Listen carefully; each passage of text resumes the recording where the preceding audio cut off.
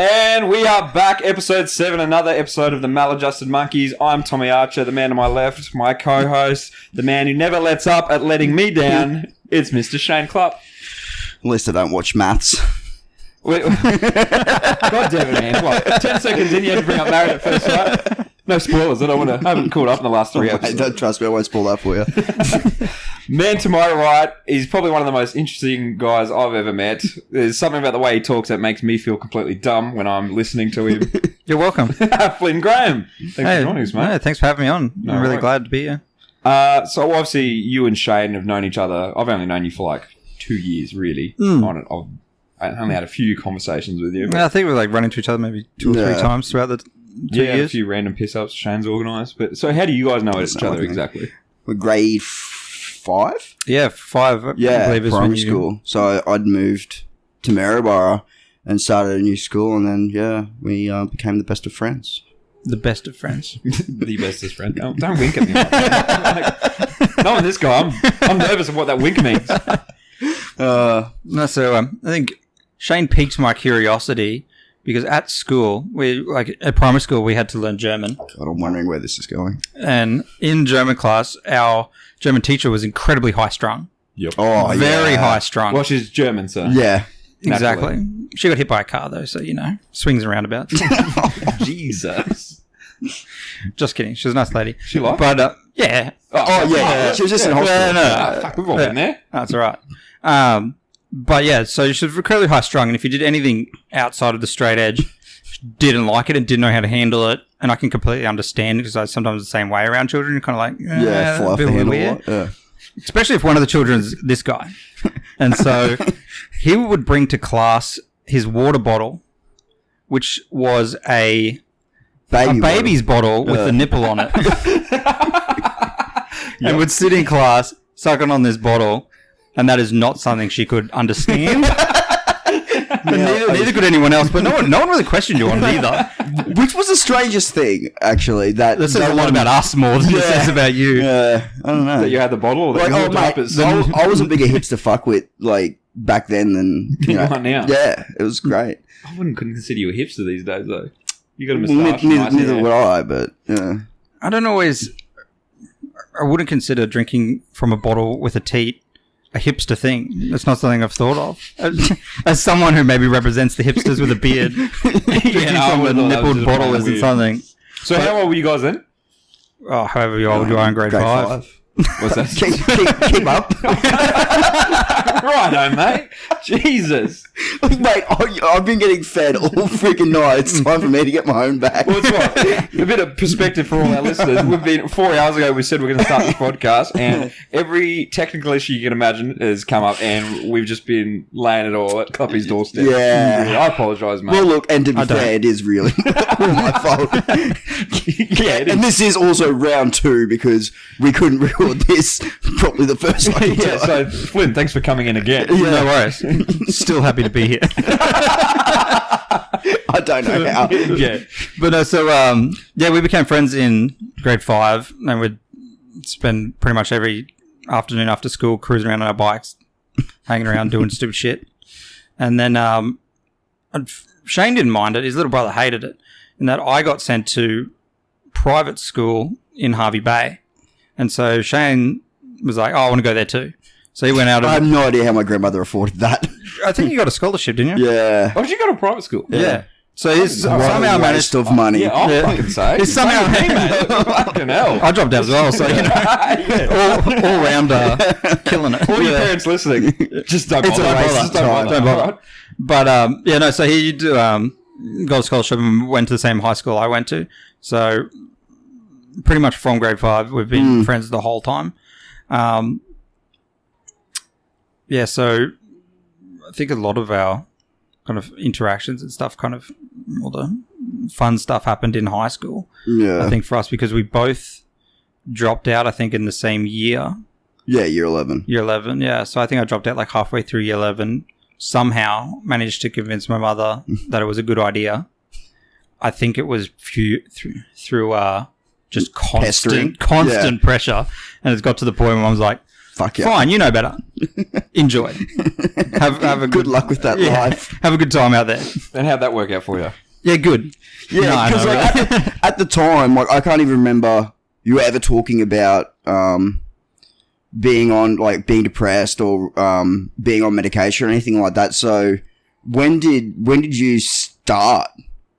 So I think my first awareness of depression because I don't remember it ever being a thing or a talking point or anything at all until after I dropped out of high school. And so when I dropped out, I spent a lot of time just, playing video games, doing a lot of fucking nothing. And so spending a lot of time at home, late nights, drinking lots of Coke. And my mother was concerned about my weight. So I've never been a big eater. And so drinking lots of Coke in that time as well, like massive, appetite suppressor as well. So I wasn't eating a lot. And when I was eating, I'm a grazer. So I just like to pick at stuff. So if I ever became a millionaire, I'd be just hors d'oeuvres all day. Like nothing but hors d'oeuvres. That is the best way to eat food. Like, Right? Yeah, it is. I think so. 'Cause you get like a bit of everything. Yeah. What were you- What's that called? Tapas. Tapas. Yeah. No, I think tapas is sharing. Not so much just lots of little food. What were you grazing on at this So I point was in your grazing life? on like carrot sticks and... Oh, That's healthy That's as pretty fuck. It's healthy, but it's incredibly low calorie. Yep. And so if you're just eating fucking carrot sticks and stuff, like you Carrot can sticks and Coke. carrot sticks Good and diet. Coke. Good Oh, diet. and pepperoni pizza. Yeah. It's a diet that I resumed later on in life. That's Yep. But no, so doing that, she was concerned about my weight, and so I ended up going to see a psychiatrist for the weight thing. And then I actually don't think there was any resolution to that. I think my mum just said, completely not related to the weight thing, I'm not buying you Coke anymore. You're drinking way too fucking much of it. Yep. It's costing too much money. Put your head in. Yep. Have some water. Selling us broke. Yeah. And then miraculously, I started to gain weight. Hey, who knew? Good on mum. So, Jesus, Mum, sort it out. I know. So she's all over it. It was just a Coke thing. Yep. But in seeing the psychiatrist, he brought to our attention the fact that he thought that I was depressed. And so we go, oh, what makes you think that? And so they start listing the symptoms of like the signs that someone's depressed, like unable to make eye contact, never wanting to engage in conversations with people. Did you feel depressed, or did you feel any of this at the time? Not really, but then I was playing video games and drinking Coke, so it's kind of like... So you had a lot I going on, was really. living my best life. Yeah. But then I was never put into any social situations. But to you, that wasn't an issue? That's what I mean? Like, No. Okay. Not It's at funny all. that you listing out those signs and symptoms, like, and I was just thinking, like, that could be like any given kid going through puberty, like, Yeah. It could be, yeah. like, yeah, it's so It could be. broad, But- yeah. In being told the symptoms, I'm very self-aware, and I always have been. In being told about the symptoms later on in life, they were things that I would begin to... Before I started to get like suicidal thoughts or anything like that, I'd begin to notice the fact that I was no longer holding eye contact with people and was avoiding... I'm sorry, bro. I've got to do something about this dog. Yeah, I can sort that dog out. We'll continue without you. God damn it, Shane. Fuck. Shut up, Poppy. But We're letting the dog in. Yeah, otherwise she'll just keep whinging. it's a cute dog though, so I can understand. All right, please continue. But yeah, so ended up going on antidepressants, so Zoloft, as part of that, and then we moved from Maryborough to Hervey Bay for me to go back to school. So I got on the antidepressants, started feeling like I needed to start doing something with my life, and whenever I get in situations where I'm feeling like I'm not going anywhere, I tend to revert to study. And so I go, oh, if I'm not doing anything, I may as well be learning something. Yeah. So I decided to go back and finish year 11 and 12. So I went to TAFE in Hervey Bay and started making like quite a lot of friends when I was there. Were you two still hanging out at this time? Yeah. Did So you, we hang up. did you notice at this stage that anything Not was going really, on? man. Like, But then I never thought. we were sitting around playing video games. Yeah, Like, it's like we weren't even looking at each other. We had computers back to back. I got to ask, what games were we playing at this time? Counter-Strike. Yeah, Counter-Strike. All right, sweet. That's 100%. Yeah, Mm. no. Counter-Strike and like World of Warcraft, I Yeah. think, was the big ones. Okay, fair call. But we're sitting in a room together with screens back to back. Not being social with each other. No, just- occasionally we'd hand each other a Coke.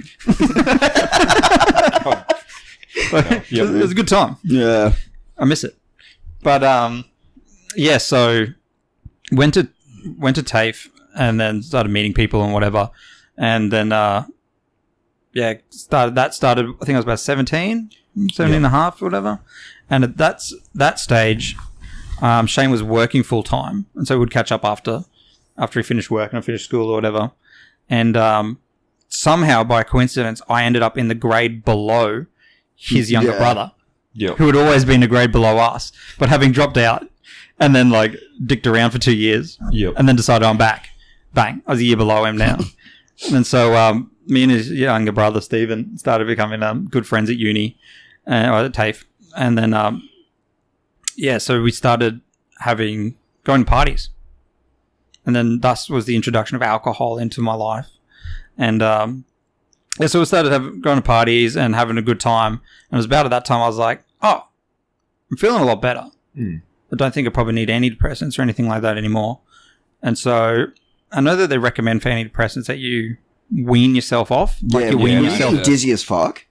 No, I never You had no vertigo, like, if just going cold turkey? Not at all. I had no recognizable side effects. Really? From taking them, then just stopping. Yeah, no. Really? I used to take antidepressants because you. Yeah. When I tried that, man, fuck, dude. Yeah, so bad. It's the antidepressants are an interesting thing, and it's always an interesting talking point because people seem to be either for them or really against them. Yeah. And I think it's one of those things that they have to be strongly respected, and also the fact that because they're balancing chemicals in your head, I feel like it's an individual experience for every single person. I don't think they're going to do the... Like, if you read the back of the packet, the list of negative side effects is a long list of things. And one of the side effects... Panadol like that? Yeah, like every drug. That's like true. that. Yeah. But like one of the side effects of antidepressants Is depression. Crippling depression. So... Oh, not just regular depression? No, crippling depression. Yeah, you can't walk.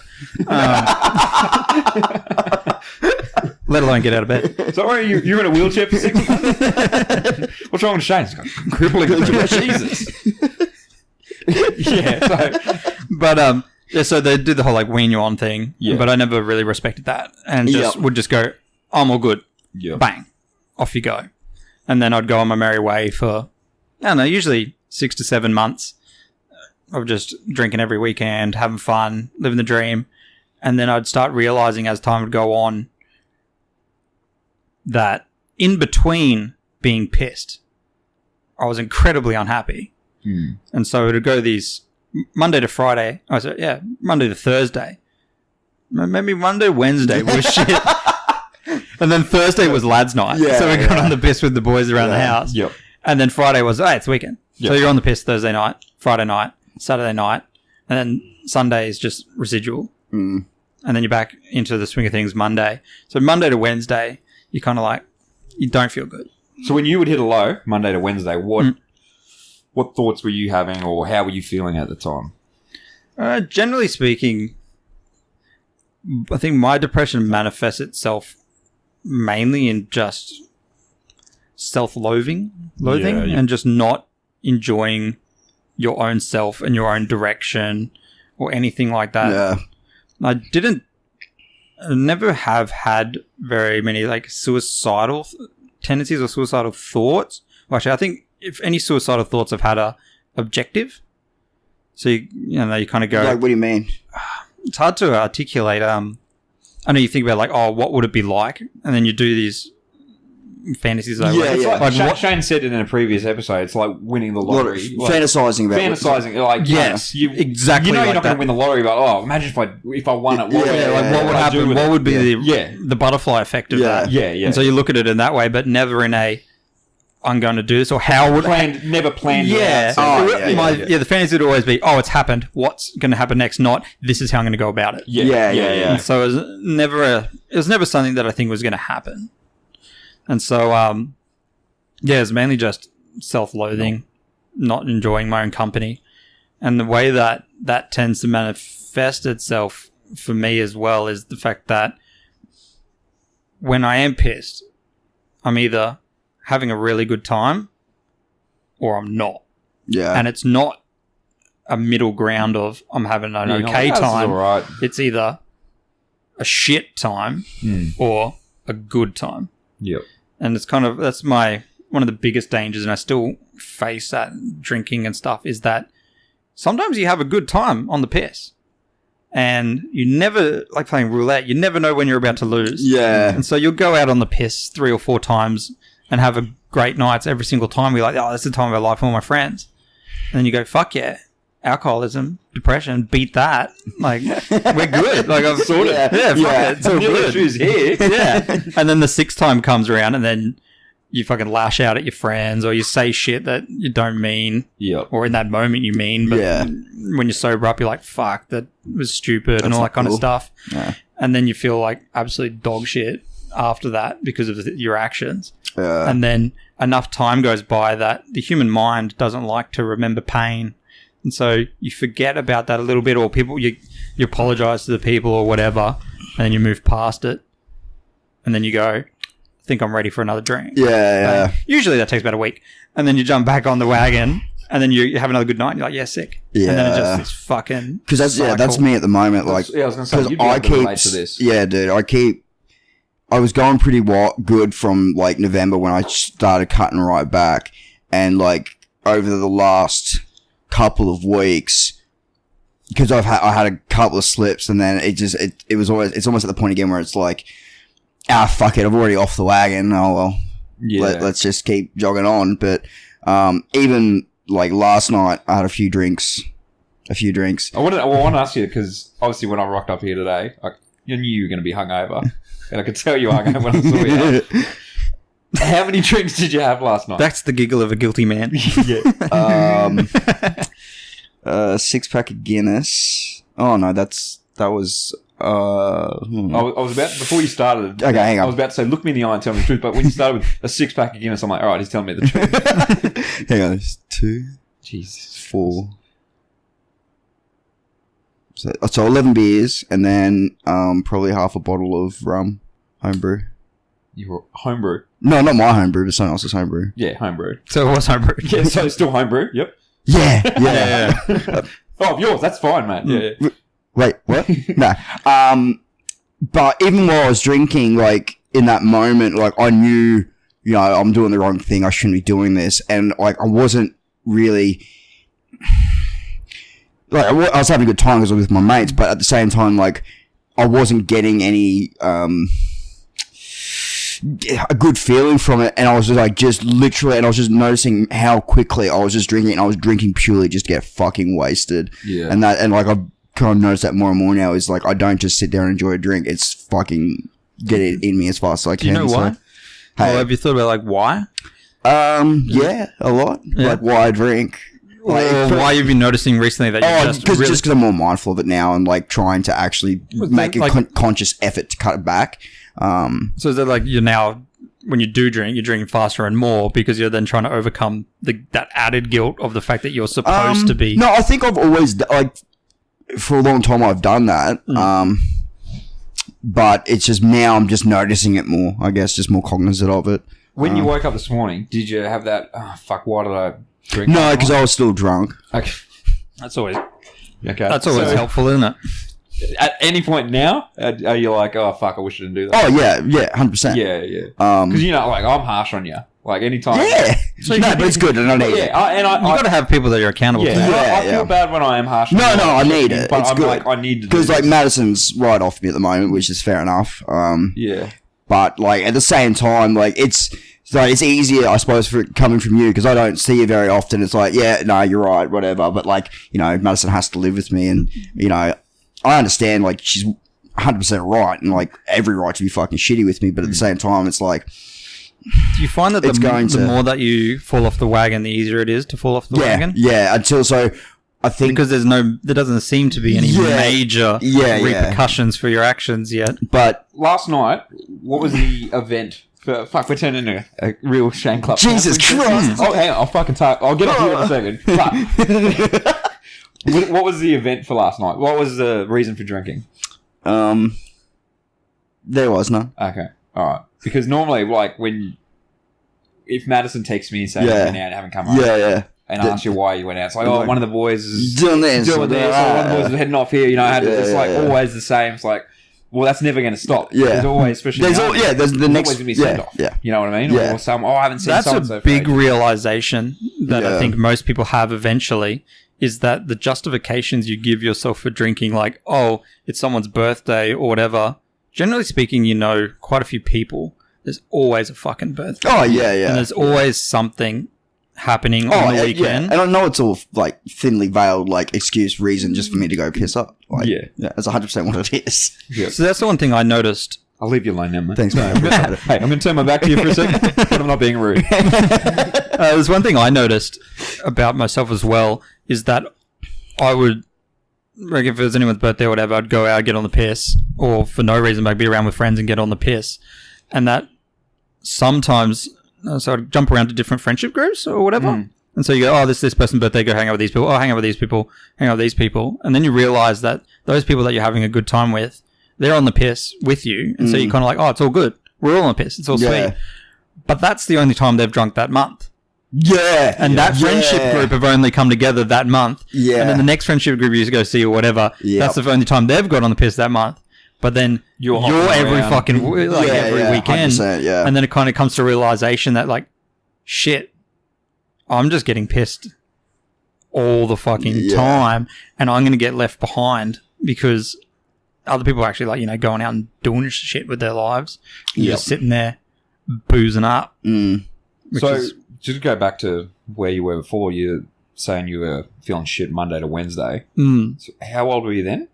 You were studying, right? So during TAFE, I was studying. So I was studying when I was 17, and so that kind of cycle happened quite a bit throughout 17 and at TAFE, and then I dropped out of TAFE. Yeah. Didn't even make it through year 11 again. What were you? What were you studying? Year 11. You're 11. We're going to throw in an arts degree there. No, not serving coffee. I was trying my hardest to do year 11. Yep. Fuck, it sounds so bad when you say it back. But hey, here I am. Who needs it? Hey, no one's listening. Education's overrated. But yeah, no, so we just keep going through that cycle. We ended up all moving out together into a house, and then we're really hitting the booze, and then after dropping out, got another job, and then was still around people constantly where we were just drinking. Yeah. And because we were all drinking... So had you gotten back onto the meds? Like throughout all this time, on and off. Oh, okay. On and off for different events. So, like, if you go through a breakup, you're like, oh... Actually, I don't think... None of my breakups, I don't think, sparked me going back onto meds. It was usually something that happened prior to the breakup that was like, I should probably get back on meds. Yeah. And then a breakup usually was quite imminent after that. Yeah. So... Correlation, causation. Yeah. Probably. But... Stop using big words around me, you two. I'm like, yeah, correlation. The correlation effect. But no, so, but yeah, so we were just going out drinking every single weekend, but there was no good role model.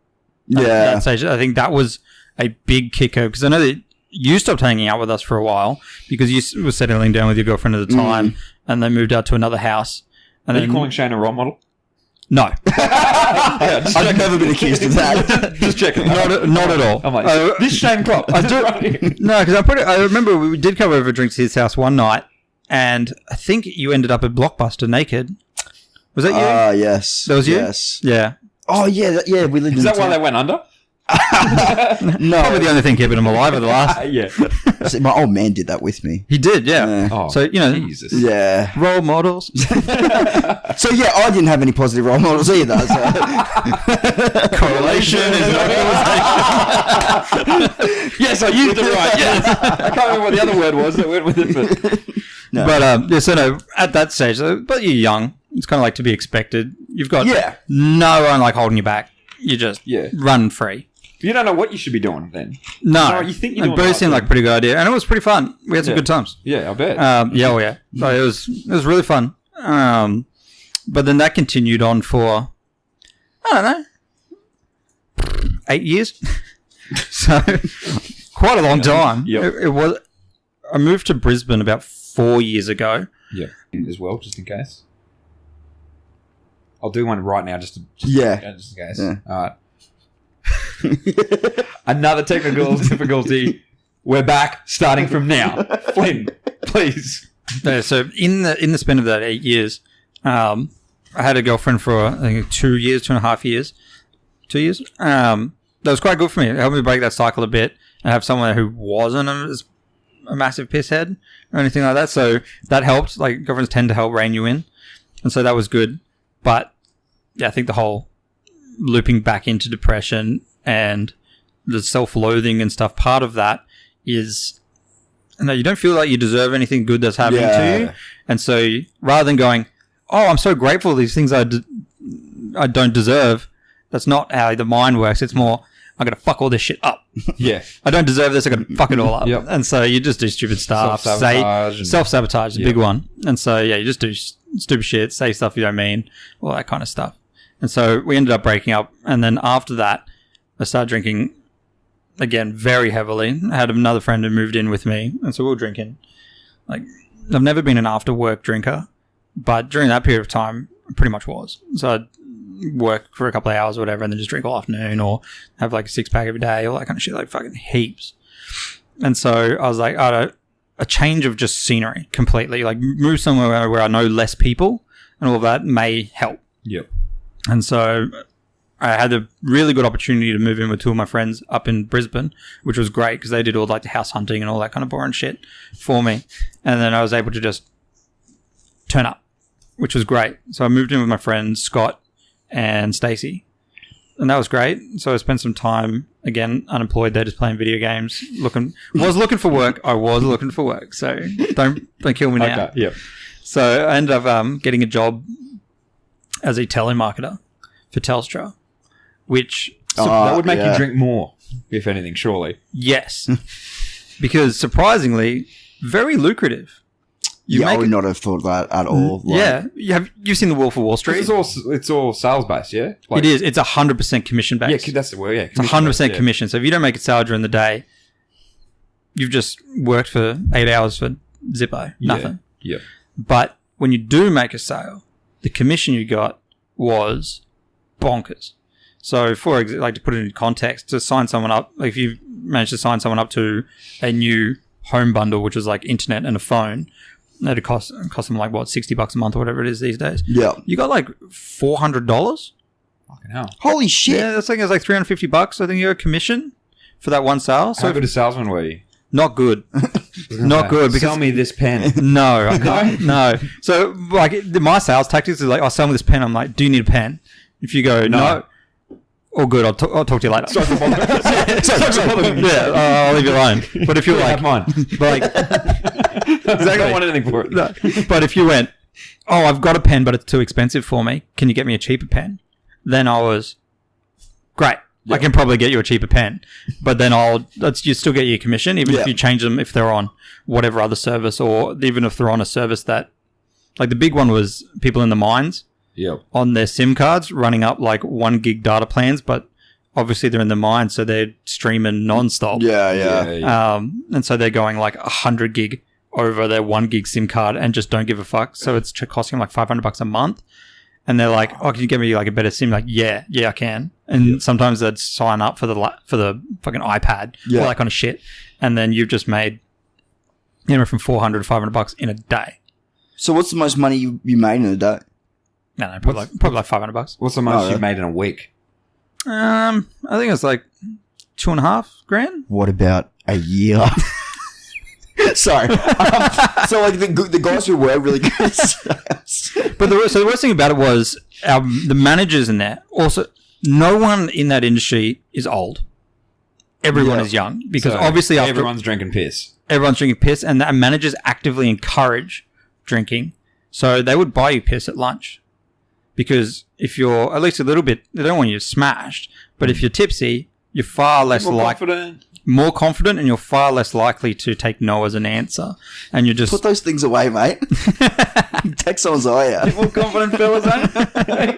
Got the pistols out. Got the pistol. Call me Pistol Pete when I drink. Oh fuck, spilling coffee. Oh my fucking god. Terrible. But no, so there's lots of young kids there. Everyone's getting paid a lot of money, and there's a bar directly across the road that knew our pay cycles and all of that. As the biggest customers, so they were open late on the days when we got paid. Blah. So there's people that would rigged. Yeah, it is rigged. You're meant to lose. Payday was Wednesday. Yep. And You're broke by Thursday. You'd have people rocking up to work on the Friday on the same clothes they were wearing on the Wednesday. So they've just gone out all night, come into work again on the Thursday, then gone out all night again. Broken, never beaten. That's it. Oh god. But like, it was very much Wolf of Wall Street. Like, they had, whenever you make a sale, like, they ring a big bell and everyone cheer for you and all that kind of stuff while you're on the phone trying to make a sale. Like, shut up. Stop all the noise. Like, oh, someone's birthday there. Like, yeah, someone's birthday. Man, no, it's just a bunch of young people making a shitload of cash. Yeah. So, like, the really good sales guys, like, how much money could they make in a Oh, week? fuck. And there was one kid that was making like $4,000 a week. Jesus Christ. Yeah. Fuck, what? What are we doing? Why did we do that? Yeah. Well, admittedly, I have seen him on. Talk to him. Yeah, mate, yeah. Actually, you don't. I have seen him on Facebook still, and yeah, since they don't do commission based anything anymore, he's just working in a Telstra store as a salesperson. Oh, really? Oh, yeah, no, don't. The dream is over. Yeah. No, fuck that noise. There's no happy endings there. But so I started that. Obviously, then around more people that are just getting on the piss.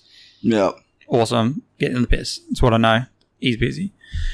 And then Stacey moved out of the house, and our other friend Mick moved in. So now you've got 3 guys in a house.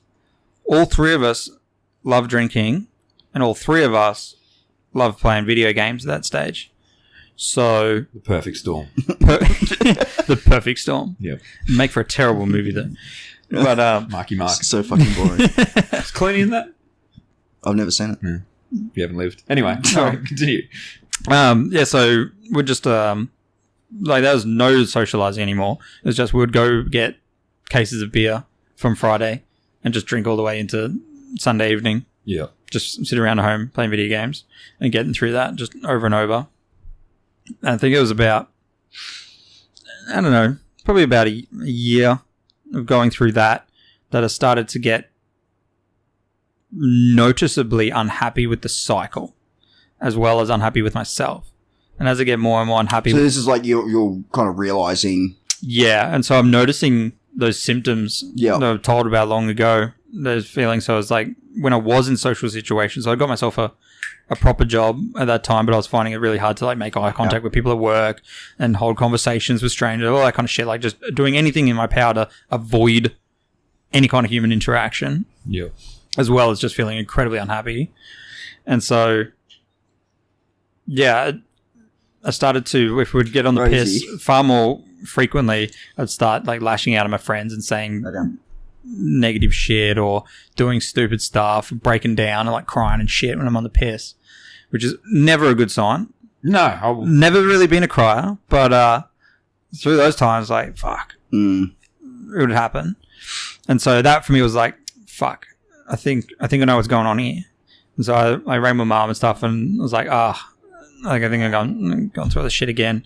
I'm going to go to the doctor, get hooked up to the drip again. And so when I got a new prescription of antidepressants and stuff and got back on the antidepressants, again, you're just not weaning in this time. I just went straight like bang into like 1 pill a day. Yeah. Off you go. And kind of took that time to... Anytime I'd notice someone coming into our live or social circle that had some kind of positive traits, I'd immediately latch onto them and go, we need to hang out more. As a way of trying to find my way out of this cycle that we're just going through over and over. And so I ran into a friend of a friend, Doug. His name's Mitch, the guy that I met, who's big in the gym and all that kind of stuff. Like, still drinks and all that kind of thing, but a healthier lifestyle. Yeah. And so I started hanging out with him a bit, and I said I'd go to the gym with him, whatever. So then I had someone I was accountable to. So that really helped. So I started going to the gym. And then at that stage, I was like, I need to try to remove myself from the situation, being around friends that are also drinking, because very I'm influenced easily when it comes to drinking. So if I'm like hanging around people that aren't drinking, whatever, or we're out doing hikes and stuff, great. Don't think about it, all sweet. But as soon as someone's like cracking drinks around, it's like, oh, you want a drink? Very hard to say no. Yeah. So it's easier for me to just remove myself from it completely. So I decided to go and move in with one of our other friends, Mitch, not the guy who's going to the gym, another friend. And so I lived with him for a while, but found myself still having that negative influence of still going out and drinking and stuff and not going to the gym as much as I'd like to and that. Yeah. So I went in further and then actually moved in with my friend Mitch, who does go to the gym, and lived with him. And so that, I think, was like a very key turning point in living with him. How long ago was this? I think that would have been about 2 years ago now. Okay. Yeah. No, it would have been longer than that now. I think it would have been 2.5, 3 years ago now. 3 years? Yeah, I think, 3 years. And so living with him was a massive. That's when things like started changing my habits.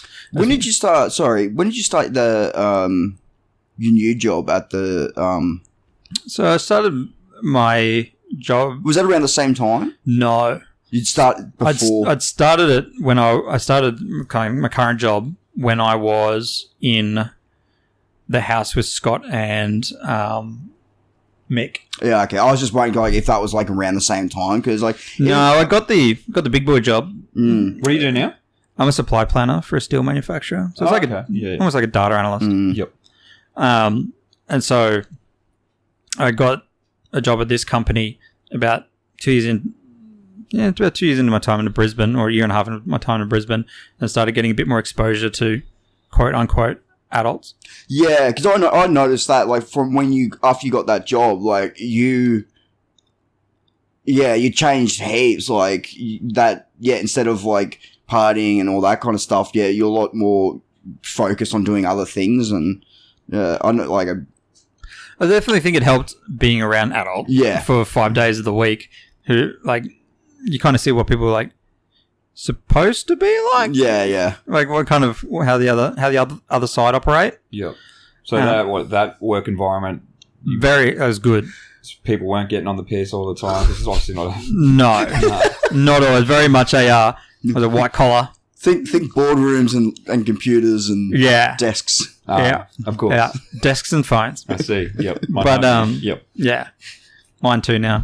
But yeah. So I started living with my friend Mitch, and so going to the gym regularly, eating much healthier as well, like cooking all my own meals, all that kind of stuff, which massive benefit, I think, was eating healthier. Yep. Really helped. But at that point, I ended up coming back from Harvey Bay with Shane and mentioned to him as I was still feeling, at this stage I was still on antidepressants, and I was still feeling like there was, I don't know, something missing. So I felt like I was building up a good base for being a relatively useful human being, but there's still not a lot there. It's kind of like if you're just going to the gym every day and eating healthy, but you're not doing anything, what kind of existence is that? I guess you're not passionate about anything. You're just existing. Yeah. And so I still felt this kind of hole of like, well, what's my purpose? Like, what am I doing? Like, am I just going to stay at this job forever? Like, what am I doing? And so at that time, I kind of thought that was what I was going to double down on going to work. Being a businessman. Businessman. But, so that's what I thought. But then I was driving back from Harvey Bay with Shane, and I downloaded Instagram and started having a look at photos, as I think many people do, and go, oh, I'd love to take cool photos too. Yeah. And mentioned that to Shane. I was like, oh, I wouldn't mind like getting into photography or taking cool photos. And he said, oh, I've actually got a camera, like a DSLR camera that he bought on the way back from Afghan that's been sitting in his cupboard. Yeah. Why did you buy that? Because one of the boys that I was over with took his DSLR camera over and had like the coolest photos of like the landscape and stuff like that.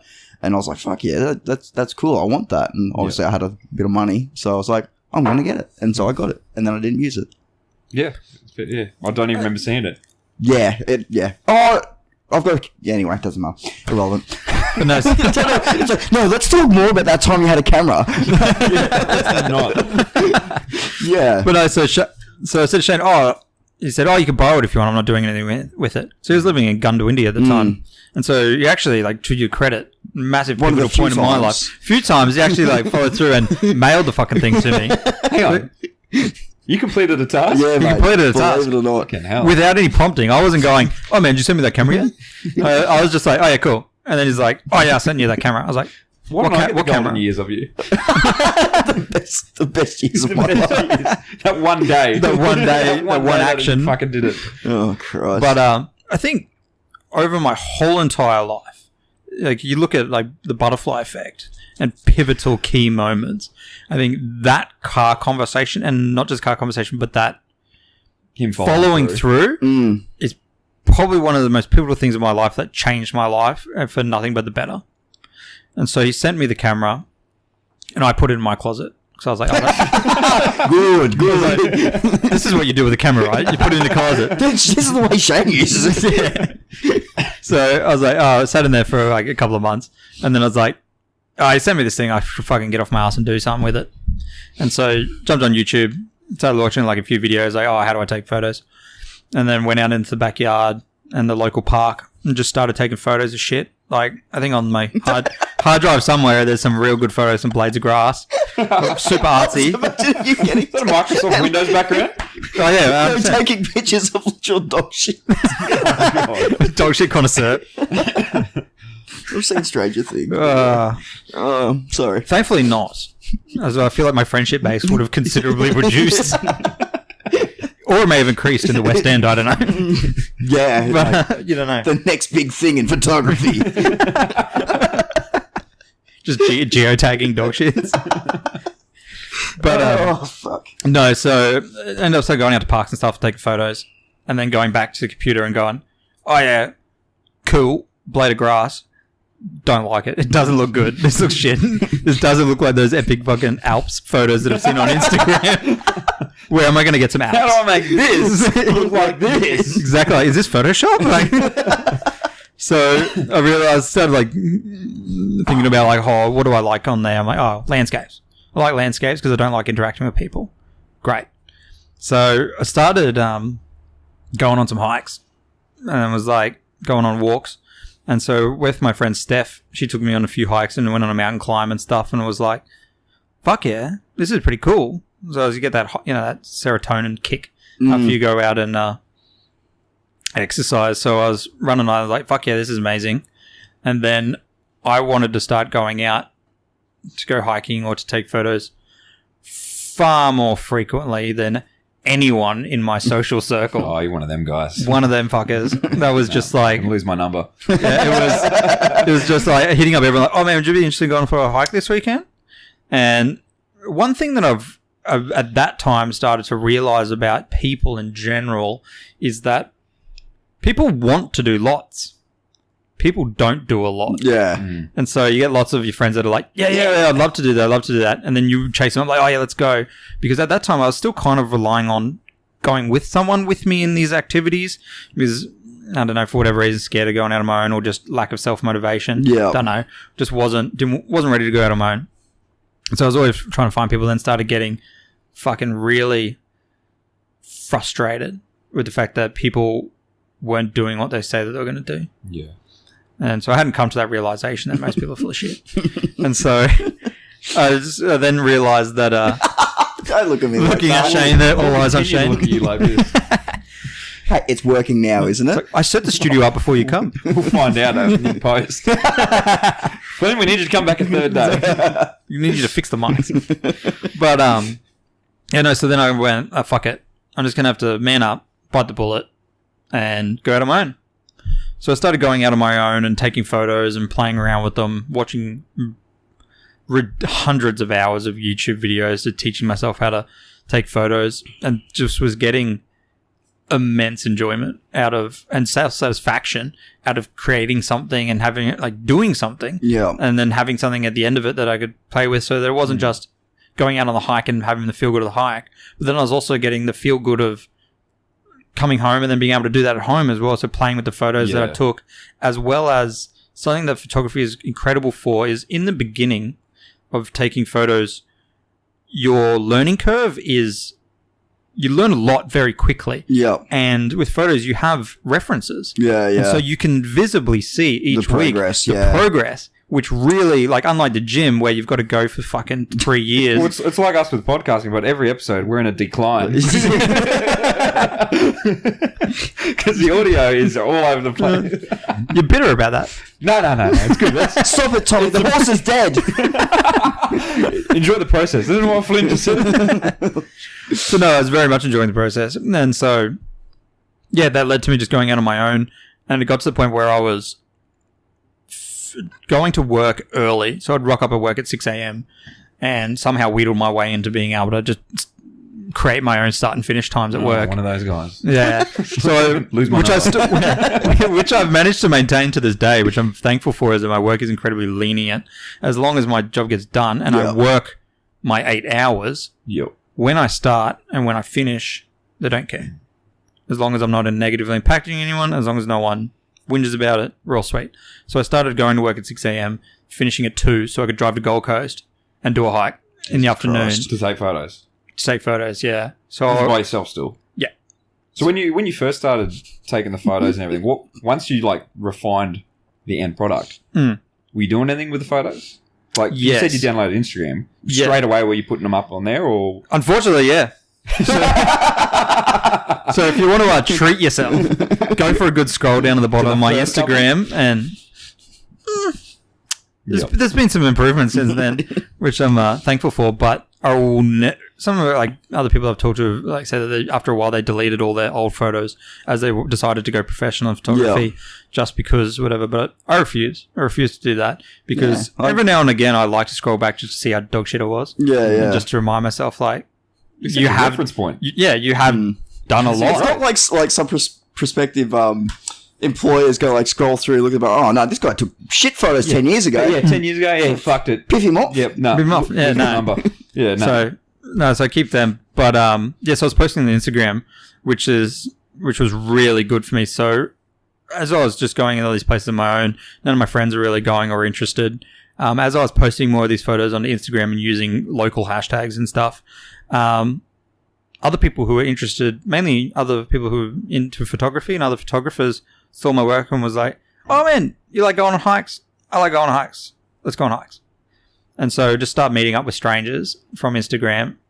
That always ends well, I hear. It's one of these things where if like it just screams stranger danger. Stranger danger? Stranger danger, that's the one. Yep, there, okay. It just screams it, but I've never had a negative experience. Like I haven't even met many dickheads either. Like people who are just wankers. Like, I've met very few. Yep. And I think that's because you can vet people a little bit on Instagram. Like you can scroll through their feed and stuff and see what they're about. See what they're talking about. See their interaction with other people. Like, well, yeah, you can fake that. But to fake it over the span of years, it's probably something a serial killer would do. You're getting into Ted Bundy territory. By the way, good Netflix doco. Highly recommend. Yeah, that's all right. I got over it. Fuck you guys. Anyway, yeah. But so it is a bit serial killer. But anyway, have you by that point when you moved in with Mitch and you've taken up the hiking, is that have you come off the medication? No. Oh, really? So you're still on, even though you're feeling good and you're getting out there and change your lifestyle, you're still on the medication? Yes, because, and I had this conversation with mother at times, usually my go-to, to dump it out, like emotional stuff, like ring mum, like, Mum, here's what I'm feeling. She's like, cool. Keep going. Was that all? That's it, like, yeah. Like, good to know. You'll be right. You'll be right. I love you. But, so it was very much don't rock the fucking boat. Yeah. So at that stage, I was still drinking, but the drinking had now reduced to what I would consider a normal level. Yeah. In which that I might go out on the weekend one night. I might go out with my housemates or something like that. Or I might not. So that one night, were you getting really fucking blind or? Oh, yeah. When I go out. I was. Yeah, don't be stupid. It's the thing about it. A different spin there. No. Well, it's like an Australian thing where if you go out and you buy a few beers, you've already, and we were living in Rocklea, so you got to get a cab in. Yeah. And then you go out for a few beers. You've already spent $70. Yeah. you may as well spend the other 200. Yeah, I've always said You're that. losing money not doing it. Yeah, exactly. You're losing money not doubling down. Yeah. And so, no, when I go out, and still to this day, like if I get on the piss, I can have a few beers and then go, oh, stop if that's the scene. But Oh, that sounds I'd nice. prefer to drink something nicer. Like I'd rather sit around my friends and have some coffee and shit. Yeah, Because I'm the I exact genuinely same. think it tastes nicer. Yeah. As I said to you before we were recording, is like my body's now like if I have like 2-3 rums, I feel sick afterwards because my body's like, mate, I'm not thirsty. Why are you still giving me like if you're gonna force anything, it's water. Give me water. I don't need fucking rum anymore. What? You've lost Shane. He doesn't understand. I get this is an odd concept for you. What do you mean? 2 or 3 and stop. So what? Water? Like, did someone tie you up, or What did you read? you were trapped between a rock, or like, could you not get to where the rum was, or Did you forget to buy it? What's going on? Is the bottle shut? Yes, it is an odd concept, Shane. We'll talk off air. oh god. But no, I agree with Shane. Okay, so how am I the weirdo right now? I'm the responsible one. But no, I don't know. For me, it's like all in, all out. And so I need to either just go, no, don't hang around with people that drink. I don't drink. Or if I do drink, it's like, wow, we're in. And we just strap in for the long haul. Yeah. And so, How where that long? started. So you're still on the medication? Yeah. So didn't want to rock the boat. Yeah. Something good was happening. Didn't want to fuck with it. Drinking was coming down. Great. And so at that point, I suppose all I need to do is expand my friendship group and more people that wanted to go out. And Instagram was pivotal in that, in posting the photos of stuff. Other people were contacting me, going, "Hey, I really like your photos. You want to go for a hike?" And I'd have a look at their photos. Go, yeah, sick. And we'd start going on hikes with people. And then I'd start reaching out to people, going, "Hey, I like your stuff. You want to go on hikes?" So I started building up this friendship group. And then in doing that, I started realizing that I really like taking photos of people as well. Mm-hmm. And that's when my love of portraiture started developing and taking photos of my friends out in these cool locations and stuff. And I also really liked the enjoyment of giving people photos that they liked of themselves. Yeah. And you get that feedback like, oh, these are great. Like, yeah, I really appreciate that and that kind of thing. And so I started doing less and less and less landscapes. Still doing hiking because to this day, doing that has just instilled a massive love of the outdoors. Yeah, yep. Absolutely love hiking, love being out there seeing cool shit.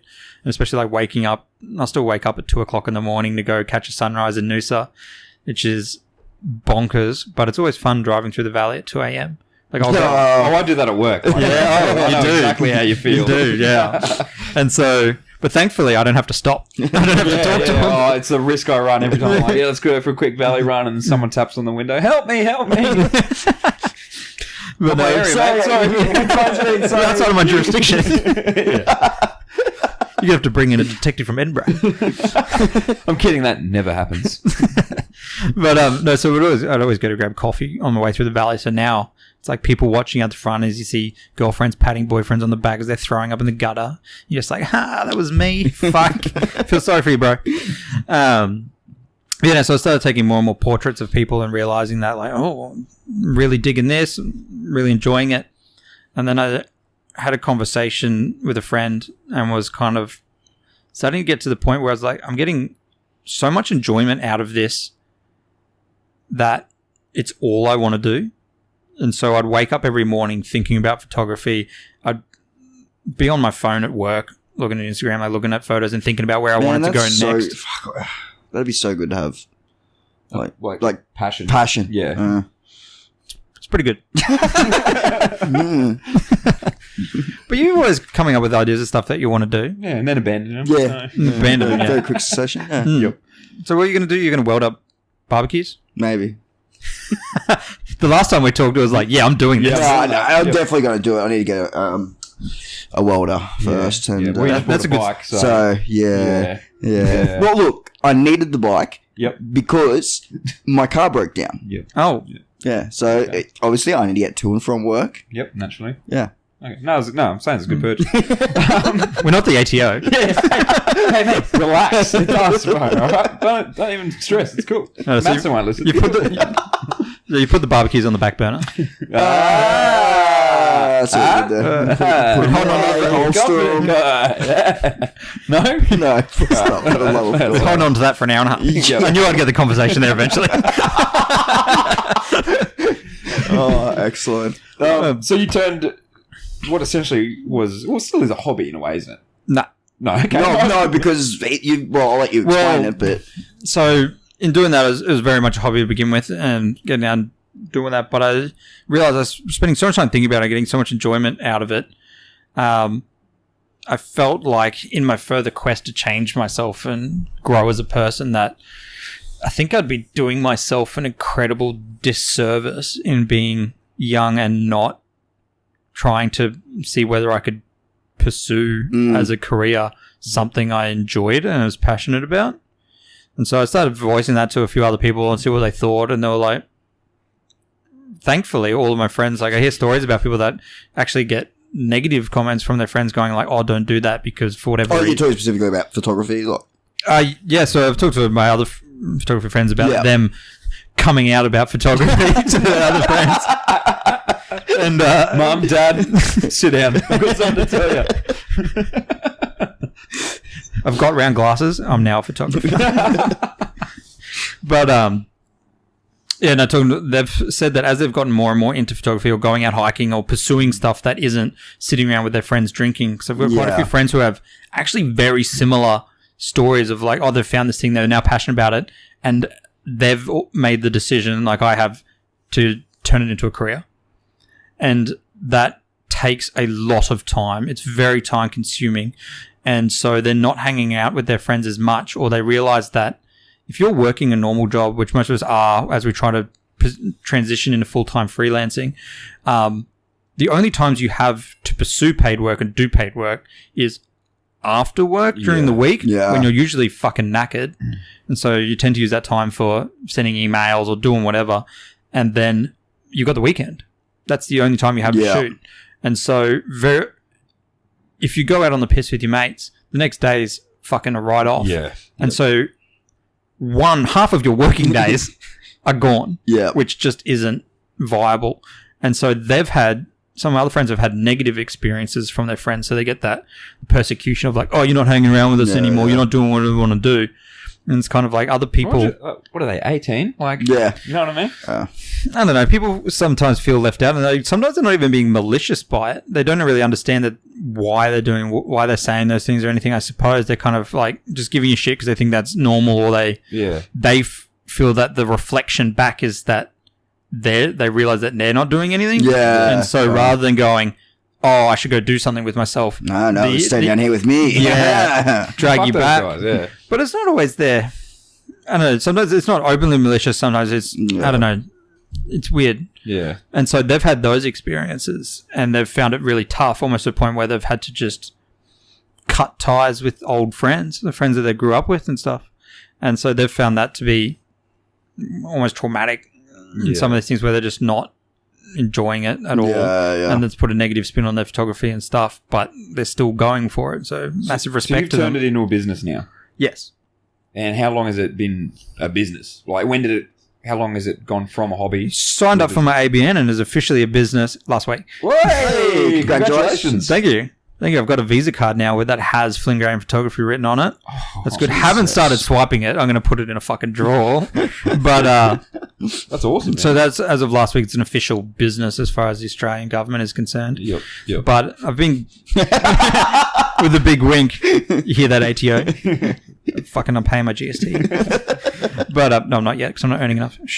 But prior to that, I have been getting paid for work, and I've been building up clients for, I think, actively pursuing clients and building work for about 6 months. Yep. But for the last year, I've been getting sporadic paid work, whether taking portraits or doing all that kind of stuff, but not really having a direction that I really wanted to pursue. Yeah. And so about 12 months ago, I decided to drop back to working 4 days a week, which work was happy to do, which is I'm forever thankful with my work for the fact that they're so lenient and kind of understand that's something I want to do. And I'm one of those people that's kind of like, let me do what I want to do, or fuck it, I'm out. Yeah. And I was just like, it's either let me do what I want to do, or fuck it, I'll quit. Also, have you not come off? Are you still on the medication? No. When did you come off the medication? So, I think, okay, so once I started taking portraits of my friends and going out regularly hiking, Yep. and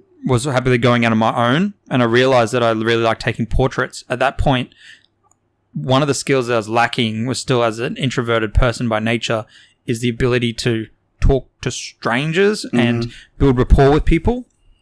And so I realized if I wanted to take photos of people, got to get the fuck over that because you kind of need to talk to people. And A guy who's not talking to you and just clicking. real creepy. It's not good. It's not good. And the hardest thing for me as well is being introverted in nature.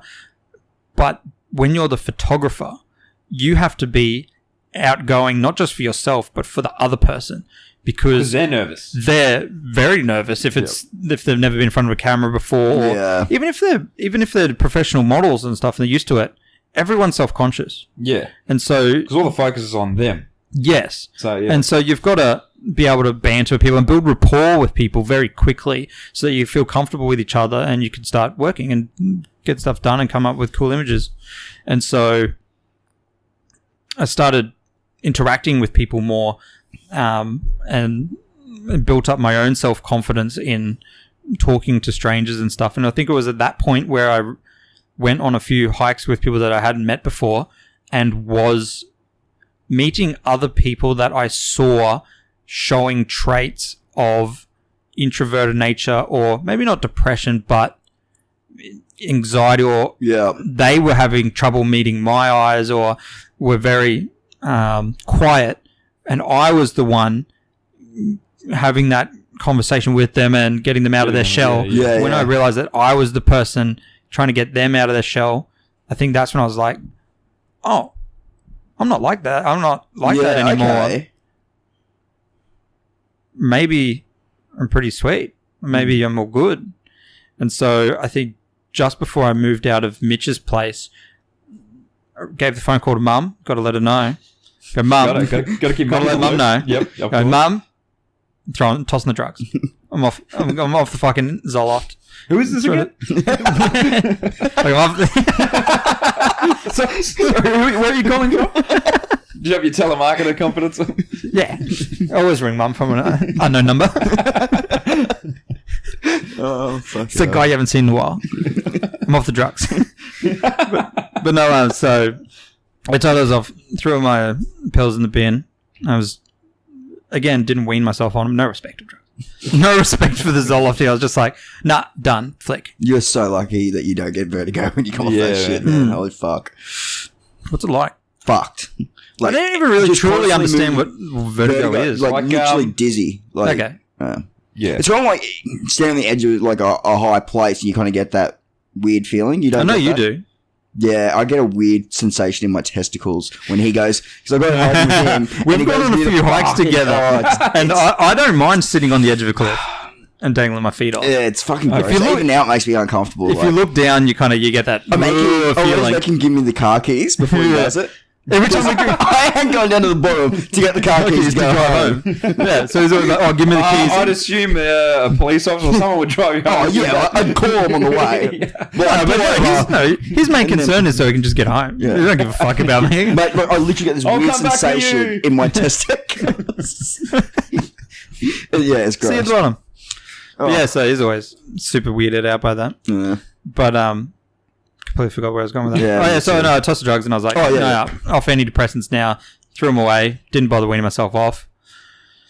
No negative side effects or anything like that. So how many years has it been now? You've been off them like, what? 2.5. 2.5, probably 3. And how you feeling now?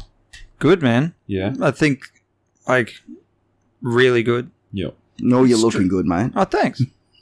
Did that ever change? There's a little bit of time there. But no, so shit.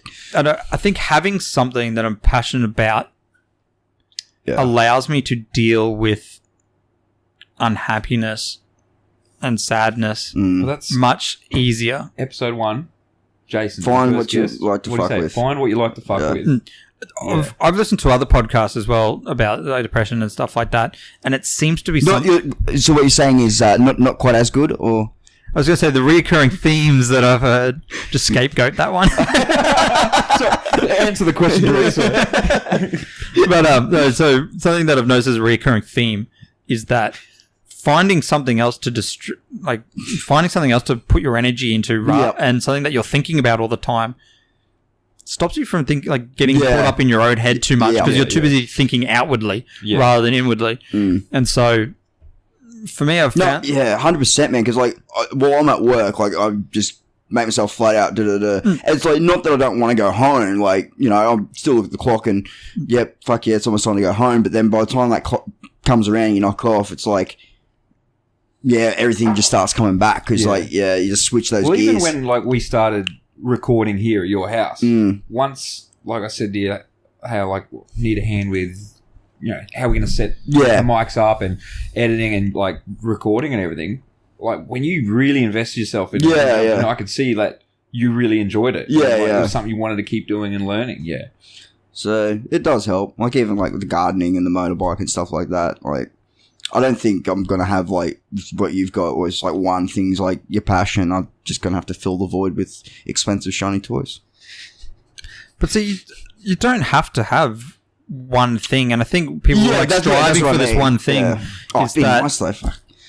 It's like a dream. Yeah. You get there, mate. It's not But see, that's the thing. I'm very lucky in that the first thing I truly tried turned out to be the thing that clicked. Which is mate, we'll calm down. Don't brag about it. Holy shit! I think we're probably at about an hour 20. Whoa! But so I think that was I was very lucky in that. But I strongly encourage you to keep trying new things. Yeah, that's the only way you're going to find stuff is by trying all this new shit. And as soon as I got that bike, I'm fucking so glad I did because just been going being able to go to work every fucking day on that thing. I'm excited to go to fucking work on my bike, going up glorious or whatever. I've forgotten how much fucking fun it is. So yeah. What where can people find your photography at the moment? You can either go to my website, which is www.flynngraham.com. Or you can go on my Instagram. So professional. I'll put a link. Put a link in. Yeah, it's on the bottom. I actually gave away my first business card yesterday to some bloke at the bottle shop. Did he want it? Or did he want it? Throw it at him. Take this.